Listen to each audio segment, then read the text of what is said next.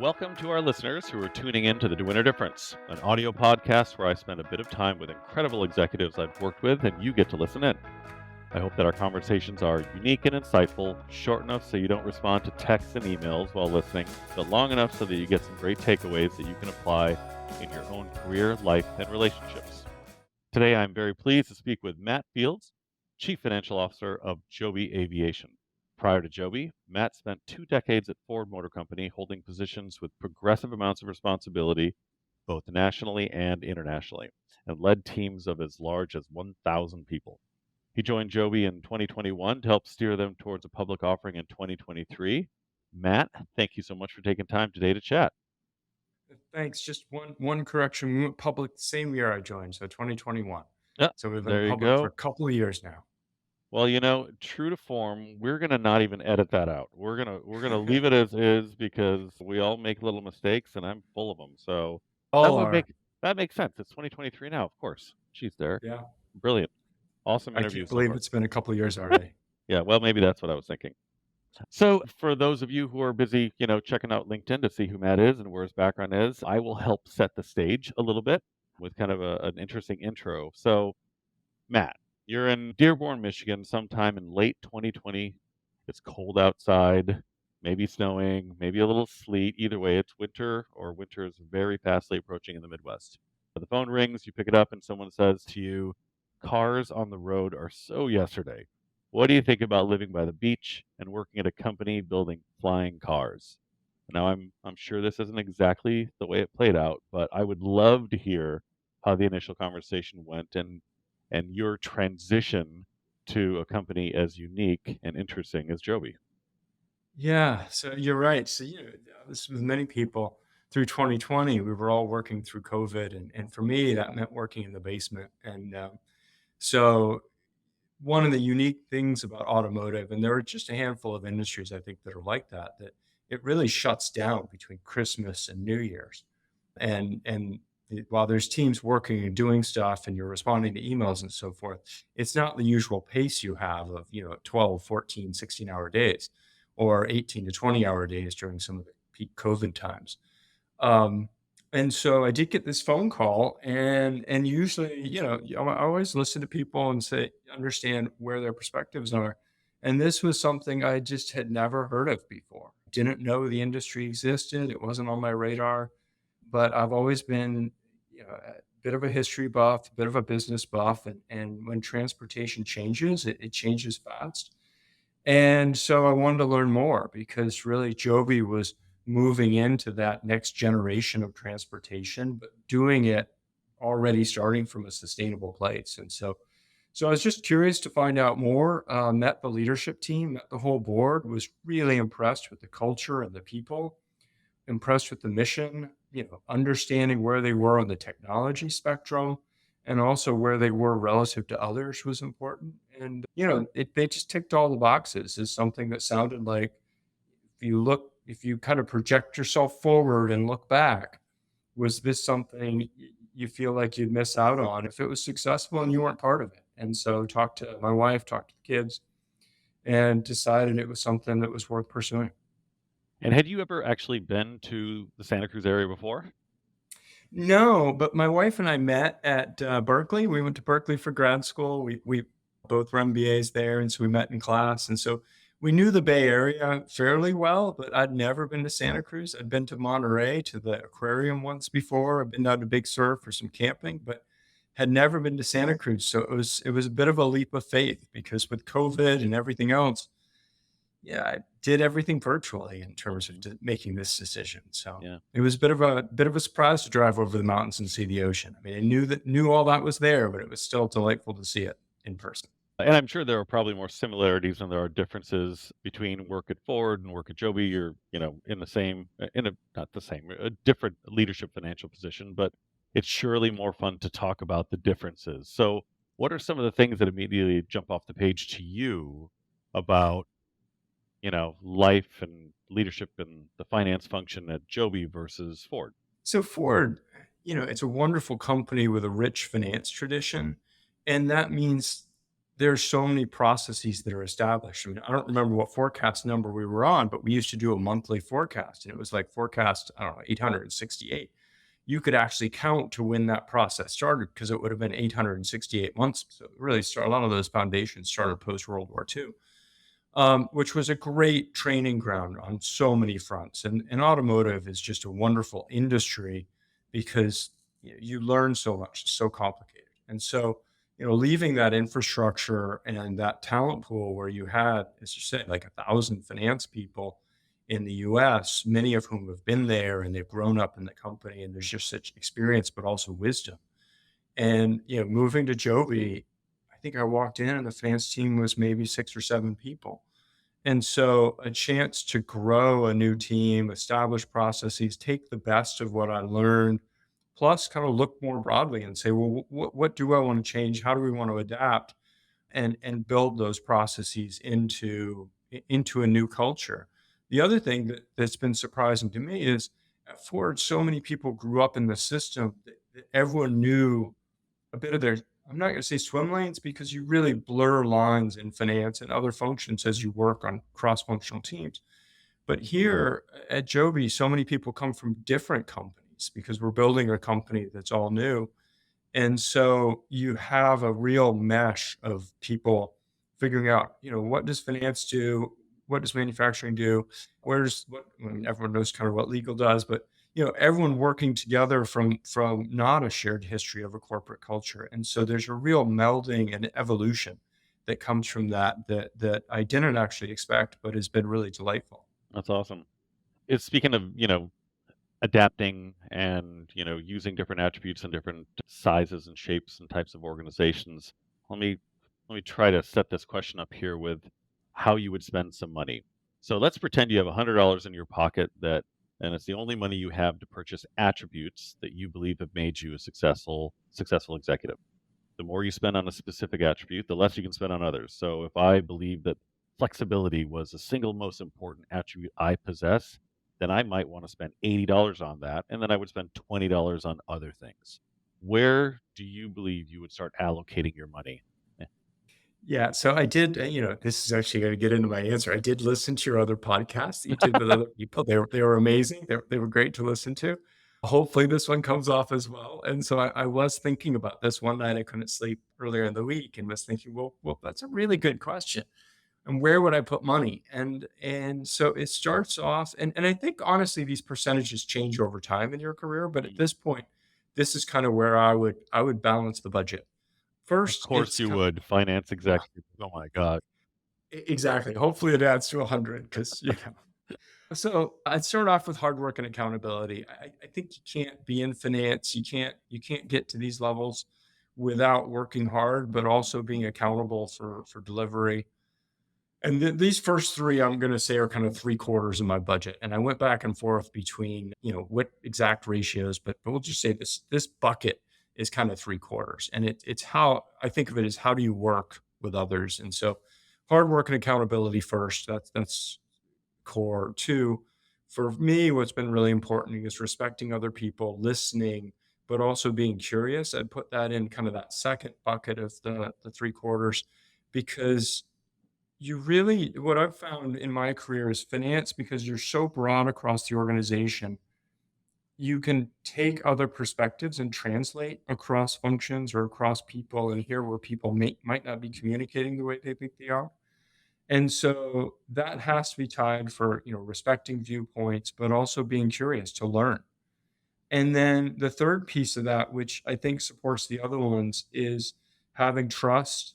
And that's trusting other people, but also respecting other people's trust in you and being approachable. I truly believe, that old finance doctor no really doesn't work so much anymore because if you've got problems, you want people to bring them to you. And if you're not approachable, I don't think you can really be successful in finance today in big, complicated companies. So that's kind of the first three quarters is those three foundational elements. And then the last 25%, I would say, is what really makes a difference above and beyond that. And that's, you know, maybe spread it equally. Maybe there's a little bit of different weight in there, but there's mentorship and advocacy, because you do need to build teams, you need to train people, you need to identify talent. And at Ford, you had such a big pool that you were kind of identifying talent in the pool and advocating for people.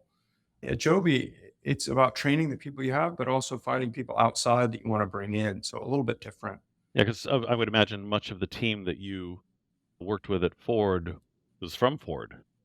That's right. That's Yeah, right. And so you had this natural pool that came in every year that was refreshed. And so really my job as a manager and eventually senior leader was trying to find the best of the people coming in. I still went out and recruited people, so I was active in recruiting, but at some point it was like, okay, who at what level is driving things the way and behaving the way you want to kind of grow an organization. interesting. So very different. Yeah. So you have led teams as large as as 1,000, and there'll be people listening to this audio podcast, hopefully a bunch of them who work at companies that aren't near 1,000 people, let alone finance organizations that are 1,000 people. So you have kind of a very, very unique perspective on leadership that probably a lot of people can't even quite imagine. But you also, given that you worked at Ford and held different positions outside the country and probably did an excessive amount of travel as well, you've been to a lot of different places and a lot of different countries and sold in different countries and what have you. So I'm curious from through your lens, like what are some of the more unique countries, good, scary, otherwise, that you have been in, and how difficult have some of them been to work in? So I was fortunate to work and live abroad. So we actually when kids were young, I think they were about 2.5 and 4, we moved to Bangkok, working with Ford, and then 3 years later moved to Shanghai. We were there for 4 years and came back from Shanghai in 2013, and then had various roles that had international responsibilities throughout. I wouldn't say any place was particularly difficult in the sense that, you know, there was infrastructure with the company in every country we operated in. We'd been places for, 100 years. And so you had local relationships. But I think what was really important was thinking about your own leadership style and how you interact with teams and build teams in different places. Because, like in Bangkok, when I first arrived, I tried to bring the same leadership I had in the US to Thailand, and I had 60% quit rate on my team. And so I had to really rethink, well, what's not working, and talk to people who'd been there for a while, and find mentors that I could talk through. Well, how do I change my approach? How do I change how the team's developed? And so restructure the team in a way that allowed people to come up to speed faster. I spent more time on training. And so really it was thinking about how do I change my leadership style, but how do I recruit the right people? How do I work with different cultures? Because we had team members in Japan, we had team members in India, had team members in Brazil, Germany. And so how do you work across those cultures? And it really came down to a bit of what I said at the beginning when you gave me my dollar to spend, which was, respecting people, listening, seeking to understand. It was also just, being resilient when you faced failures and kind of forgiving yourself and others and then adapting. So, I wouldn't say anything, everything was a challenge, but I wouldn't say anything was bad. And you just have to learn and adapt as you work through different cultures, which is a great growth experience. I recommend working and living abroad for everybody. Yeah.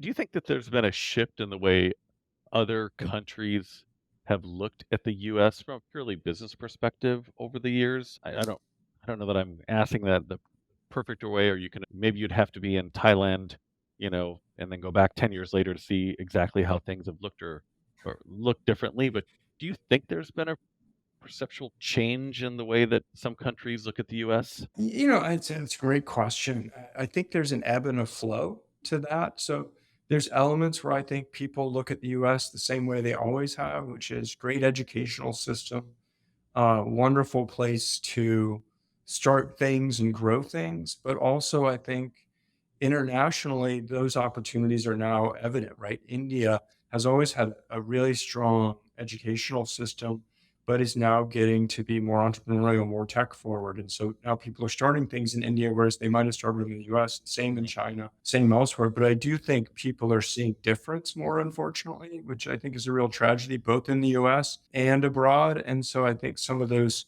seeing of differences instead of commonality is creating more hesitancy for international collaboration at kind of the corporate business level, which is a real shame because there's so much opportunity to change the world, to have opportunities and so forth that I do look forward to a time when there's high degrees of respect and collaboration and teamwork globally. Knock on wood. Absolutely. Yeah. You can't open up. I was just going to say you can't open up the paper, but I don't know that anybody opens up the paper anymore. But you can't turn on your computer or go to a news feed or hear company X, Y, or Z talk about their business without AI being a part of it these days. It's having an accelerating impact on our lives, work, and everything in between. Are you excited about the impact it has on your functional job? Or are you as much nervous as you are excited or concerned or well, a whole mix of things? I think you can't be excited without also being concerned. I mean, certainly what you see in some of the digital imagery and so forth can be concerning, but I'm really excited overall because whenever you see new technology, other than bad, spell corrects on my Apple texts, which sometimes are quite humorous and fun to enjoy, but I think the role AI will play, we're just seeing the tip of the iceberg, whether that's programming, helping you write things.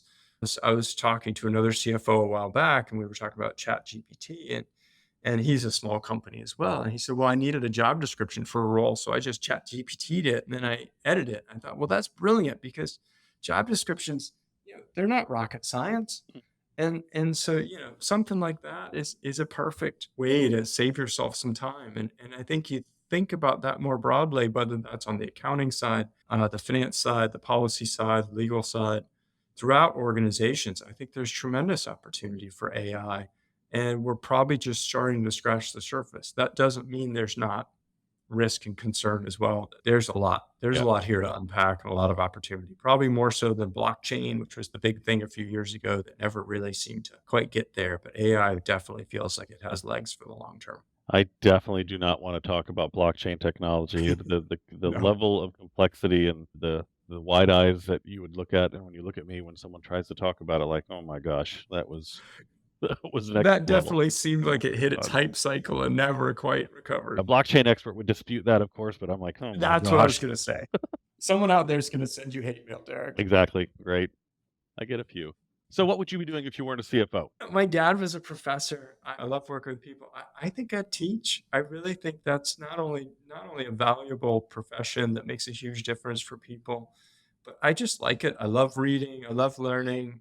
I've even thought about at some point when I retire, is that something I want to do? But I think teaching, being a professor, training the next generation of business leaders, that's probably where I'd lean towards. Gotcha.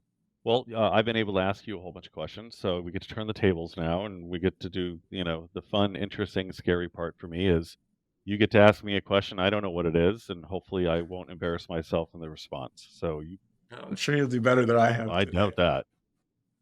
So, one thing I've always wondered about, and I don't have to worry about it here because every day is different and there's so many new and exciting things to do. But as I think about how you stay from avoiding complacency, avoiding stagnation, one of the things I truly believe is you have to have something that you feel like you're not successful at, like some either side hobby or something that keeps you out of your comfort zone. And this is actually an idea my wife highlighted to me many, many years ago through some of the Angela Duckworth kind of grit and perseverance stuff. So I guess my question is, what do you do to keep yourself out of your comfort zone so that you keep that mental flexibility, that energy, and from kind of stagnating?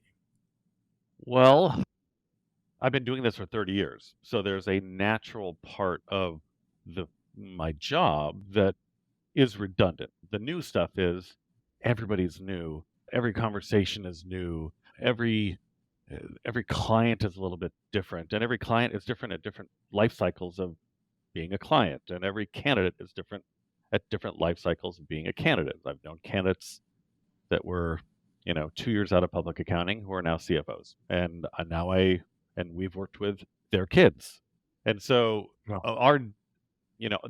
our days as recruiters, headhunters, executive search they're all very, very different because we're dealing with very, very different people. So I think we're fortunate in that regard that everything's a little new all the time. I also have 3 children on the personal side of things, so that is every day is is different and new.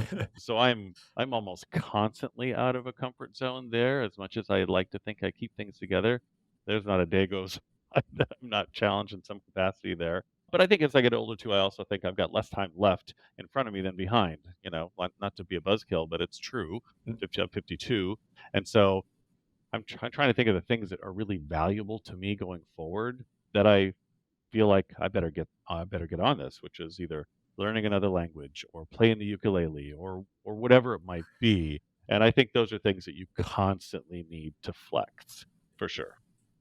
And that flex piece, that's to me, that's where that kind of, because we all have challenges, and you're right, kids, job, new colleagues and stuff, but it's that flex piece that I think that's that constant growth of feeling like you're striving to be better at, something where it's okay to be horrible at because you don't know how to play the ukulele. Yeah. It is great to be bad at things. It is just wonderful. I mean, you want to get better, obviously, but like, I don't know, it makes everybody a little bit more human. Nobody's perfect out there. I Not the agree. last time I checked. So, do you know Dr. Emmett Brown? I don't. Okay, this is a kind of a trick question here for you. Dr. Emmett Brown said, and I quote, "Roads. Where we're going, we don't need roads." Back to the Future. Do you guys not reference Back to the Future at We Joby all do. the It time? comes up. It comes up a lot. I have to admit, Back to the Future is a very popular topic here. It's a very science-based company. A lot of analogies to Back to the Future, Star Wars, Star Trek. We Maybe definitely don't need roads. We need landing spots, there you though. go. Maybe Joe Ben should dress up as Dr. Emmett Brown one of these days, and someone else can be a Marty McFly. So, have you been in one? So we just this year we actually flew with a pilot on board, and so we're progressing our certification process as we speak, and eventually I'll get in one. But as the advice of one of my Ford colleagues told me when I was leaving, a very senior engineer, wonderful human being, he said, "Matt, my only advice is let the engineers get in first."